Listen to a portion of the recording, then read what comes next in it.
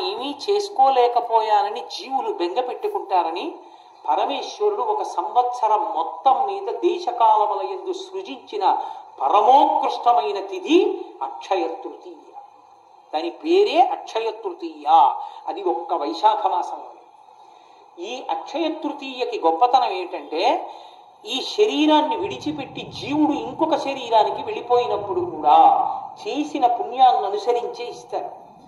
కర్ణుడి యొక్క కథలోంచి వచ్చింది అక్షయ తృతీయ. అక్షయం అంటే అది ఖర్చు అయిపోవడం ఉండదు, ఆకలి తీరాలి. ఏ జన్మలో ఉన్నా నాకు కడుపు నిండా అన్నం దొరకాలి, నేను నలుగురికి పెట్టుకోగలగాలి అనుకున్నవాడు అక్షయ తృతీయ తిథి నాడు బ్రాహ్మణుడికి స్వయం పాకం ఇచ్చుకోవాలి. అంటే కసిని బియ్యం, ఏదో 2 దుంపలో 2 కూరగాయలు, కాస్త చింతపండు, 2 మిరపకాయలు, ఓ పండు తీసుకొచ్చి ఇస్తారు.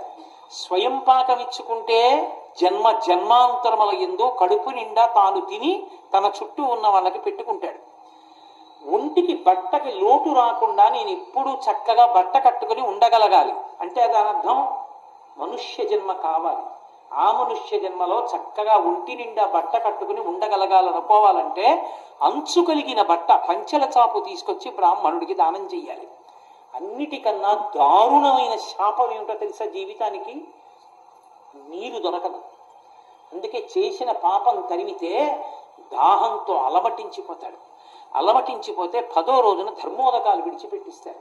ఆ నీళ్లు తాగమంటారు, అప్పుడు తాగుతాడు. అది కూడా మీరు ధర్మశాస్త్రం చదివితే కొన్ని చోట్ల చెప్పిన మాటలకు భయపడతాడు.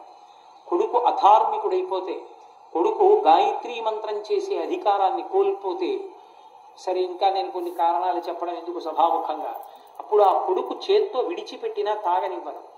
ఆ కొడుకు స్నానం చేసినప్పుడు మర్మావయవముల వద్ద ఉన్న వెంట్రుకల నుంచి పడిన నీళ్ళని తాగమంటారు. నువ్వు అలా పెంచావు కొడుకుని, అందుకని అలాగే తాగని చెప్తారు. బాహుమూలములలోంచి పడిన నీటి బిందువుల్ని తాగమంటారు.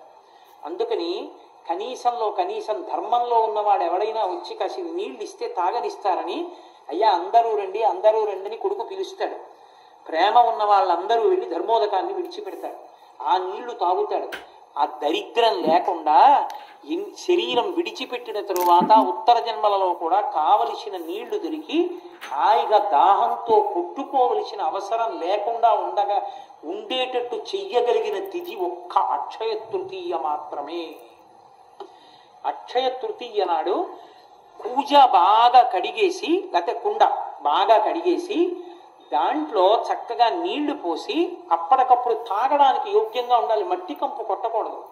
నీళ్లు పోసి అవకాశం ఉంటే అందులో చక్కగా కాస్త యాలకగుండ లాంటిది కొద్దిగా కర్పూరం కలిపి ఆ ఉదక భాండం అంటారు ఆ నీటి పాత్రని తీసుకొచ్చి ఆ కూజానో కుండనో బ్రాహ్మణుడికి దక్షిణతో కలిపి దానం చేస్తారు.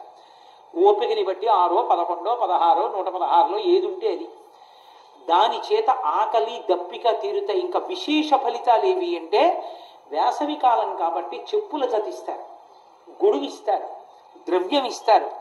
అక్షయ తృతీయ నాడు తప్పకుండా దానం చేసుకోవాలి. అది కూడా నేను మీతో ఒక మాట చెప్తున్నాను, భర్త వచ్చి దానం చేస్తే చాలు, కానీ ప్రయత్నపూర్వకంగా సువాసిని అయిన స్త్రీ, 5వ తనం ఉన్నటువంటి ఆడవాళ్ళు భర్తతో కలిసి వచ్చి చక్కగా బ్రాహ్మణుడికి ఇచ్చేటప్పుడు అథవా 2 జాకెట్టు బట్టలు పెట్టి అందులో పసుపు కుంకాలు పెట్టి ఇచ్చుకుంటే, ఇవ్వగలిగో చీర ఇస్తే మంచిది.